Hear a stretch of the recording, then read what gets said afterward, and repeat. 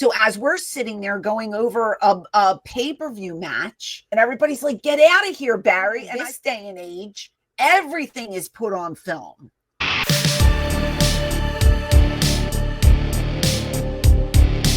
Did the agents still sit right next to where they were positioned in this documentary? Was that still like a thing then? So before when you would go out for your match, would your agent be right there? I'll be honest with you. I don't even know. Remember. Okay. No, I don't remember. And the matches that I did have there, I never had the referee tell me a thing. Mm-hmm. And I didn't have many, to be honest with you. But when I did, even with the bikini stuff that we did, like there was no not the agents, but there was no referee telling us what to do. Like we just orchestrated everything in the back. And my TV time there was with Shelly, and it was the same deal. Everything was done in the back. So I don't know. I will say though, getting back to one of your points, you said this doc makes Beyond the Mat look like whatever you compared it to. Barry was very limited in his filming, especially in our locker room. The guys did not want him there. So when you see the ECW footage, he got what he could, but we were trying to keep it under wraps because, you know, like the top guys like Perry and Taz and those guys, they didn't want Barry in the locker room. So, you know, as far as like the ECW footage goes, he was very limited onto what he could put on film. Right. Now, he had a lot more free reign when he was at WWF, because if you remember, he said they welcomed him more than we did. But it's just because we were trying to protect the business, because, you know, it was the 90s. And back then they didn't have all this information out there. And we barely had the internet running. And we were trying to keep things kayfabe because we didn't want the fans to know what was going on. So as we're sitting there going over a pay-per-view match, here comes Barry with the camera, and everybody's like, get out of here, Barry. And I felt so bad for him because he was just trying to do his job. And that's why if you watch that video with him on air, he was like, Francine, you were always nice to me. And I said, I felt bad that the other guys were healing you, but I understand why they were. You know what I mean? And now we're, you know, this day and age, everything is put on film. Nothing is sacred anymore. No. So everybody knows the inner workings of the business. And that's what gets me a little hot. Because we tried to keep it a secret for all these years, and now everything's out there. So again, part of me hates it, but part of me also loves watching this kind of stuff. I love anything behind the scenes of any franchise that I am interested in, because I like to know the inner workings of stuff. But should I be privileged to know these things as just a fan? Should I be privileged? I don't know. I think it's just they gave us too much. But there, you know, this doc was in 5 different parts. The first episode, New Era. Then we went to an episode called Push. There was Worth the Wait. There was Heel Turn. And then there was WrestleMania. So what did you like? I mean, what were your standouts? What did you like seeing the most? Because again, we're not going to go over each and every episode, but what stood out in your mind? Back to the production point, I loved when they showed the layout of Gorilla Position. Yeah, I love how they showed each producer's role, what they do. Mm-hmm. I love how they told what each producer, you know, will get to be like doing in a match. I absolutely loved how they showed the one main event where they were stressing out about the time. I was Punk and Rollins on the Raw Netflix debut, and stressing out about the time and what they had to cut, and explaining how just because they're on Netflix, that doesn't mean they have unlimited time, and they had to cut stuff out on the fly, and communicating that part I was I felt that to be the most gripping part of the entire series because it showed how Joseph Park is so like passionate about what he's doing and putting the best product out there. That I just thought that was so great, but it also exposed something too with WWE and the old guard is that afterwards he thought he had heat with Bruce Pritchard for cutting a spot out of the match, right? And he had to counsel with William Regal. Right. So you got that little bit of the tense part of the match, and then that little bit of politics that he still had to deal with that will never leave WWE no matter what. So that was my favorite part of the entire series was that sequence. Yeah. But yeah, that was my favorite.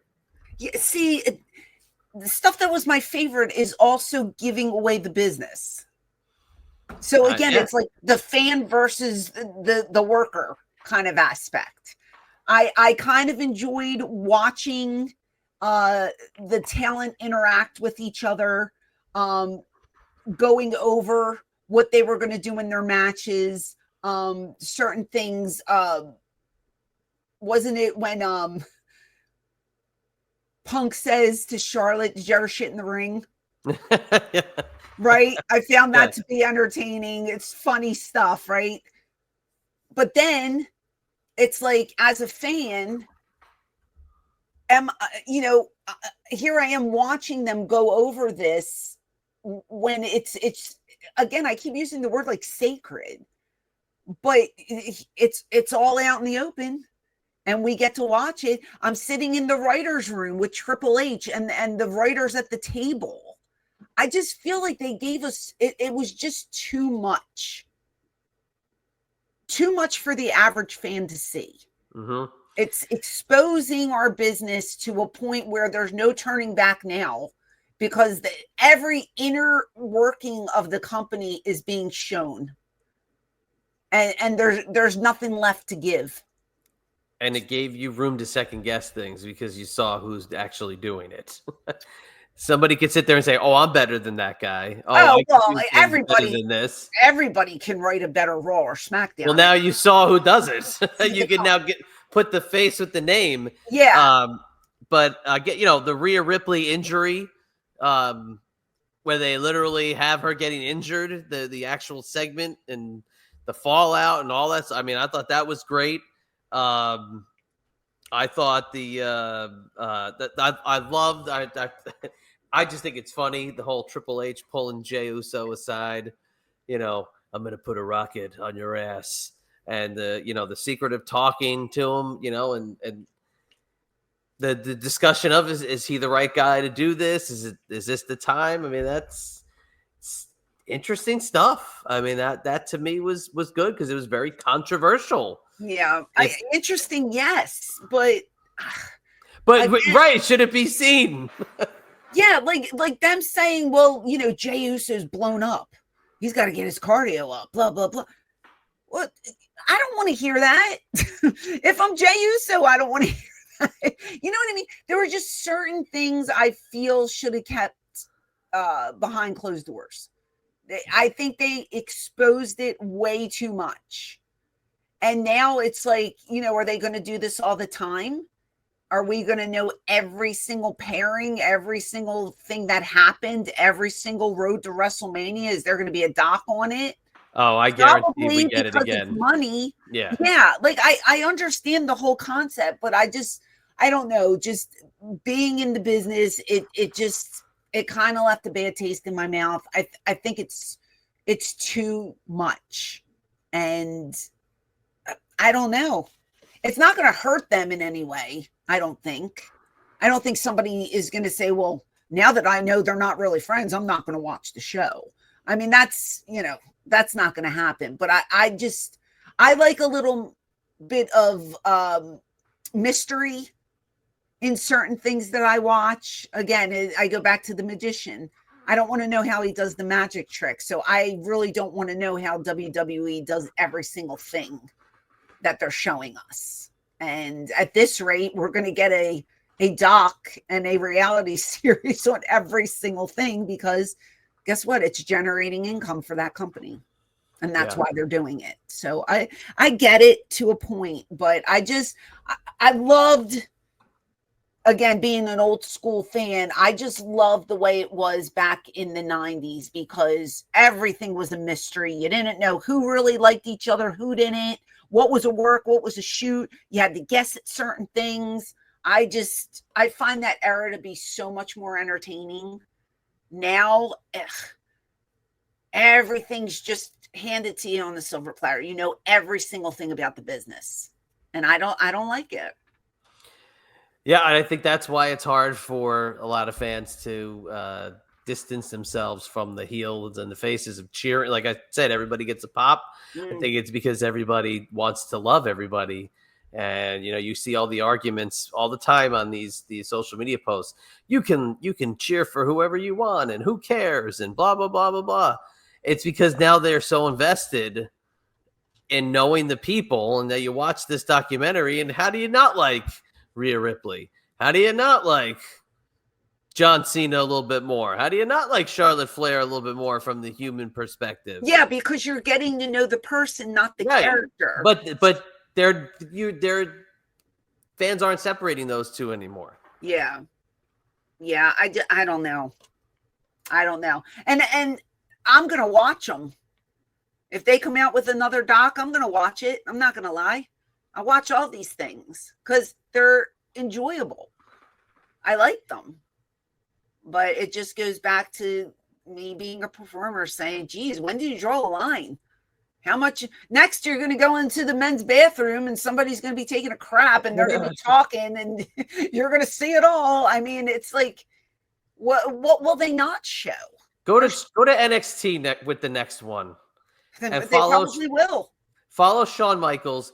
Get off of Triple H for a little bit. It was just a lit. I mean, I had way too much H or Triple H or Paul Levesque or Hunter Hearst Helmsley. I had those graphic things were so nauseating where they were giving all their names.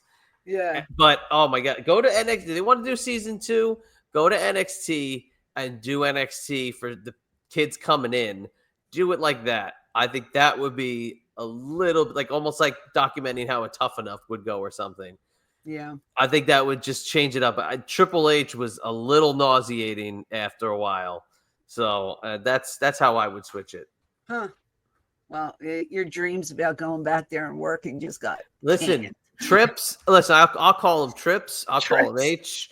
I'll call him Hunter. I'll call him Paul. I'll call him whatever he wants me to call. Whatever he wants you to call him. Better not call him at all. Do it. Don't call him at all. He ain't answering for you. Yeah. Overall, I mean, again, great. Nobody does it better than WWE. Their production values are through the roof, off the charts. Awesome. I just feel like they pulled the curtain back too much for the average fan. And now everybody knows everything. You know, everybody's a know-it-all. So for me, just a little too much information out there, but enjoyable nonetheless. So if you haven't watched it, I suggest you do. It's an easy watch too. Save the date for Saturday, August 16th and Sunday, August 17th for the Virginia Beach Sports Card and Collectibles Expo at the Virginia Beach Fieldhouse. 250 tables of sports cards, comic books, action figures, Pokemon, Funko Pops, and other collectibles will be showcased. Free admission and parking. Doors open at 9 a.m., show till 4 p.m. at the Virginia Beach Fieldhouse. Visit 757cardshows.com for more info and lineup of autographed guests.